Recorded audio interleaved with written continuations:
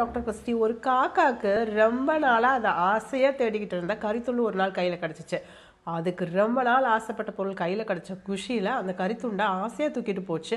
ஆனா அதை பார்த்த ஒரு 100 காக்காவாது அந்த கரித்துண்டுக்காக இந்த காக்காவை துரத்த ஆரம்பிச்சிருச்சு. என்னடா ஆசைப்பட்டது இப்பதான் கையில கிடைச்சிச்சு, அதுக்குள்ள இவ்வளவு எதிர்ப்பா அப்படின்னு சொல்லிட்டு அது இந்த கரித்துண்டை காப்பாத்துறதுக்கு பயங்கரமா ஃபாஸ்டா பறக்குது.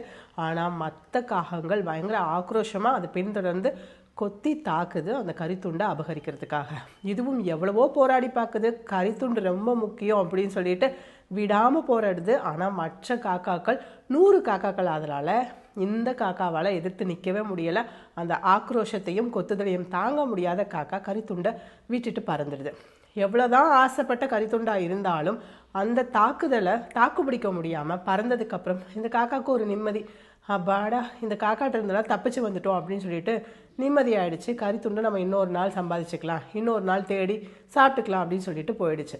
ஆனால் இதை தேடி வந்த மற்ற காக்காக்கள் இதை ஆக்ரோஷமாக துரத்துச்சு. ஆனால் இது கரித்துண்டை போட்டுட்டு போன உடனே இதை விட்டுட்டு கரித்துண்டுக்கு பின்னாடி போயிடுச்சு.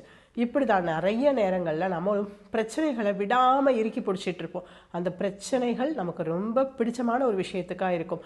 அதை நமக்கு விடவே மனசு வராது. ரொம்ப நாள் போராடி பெற்ற விஷயமா கூட இருக்கலாம்.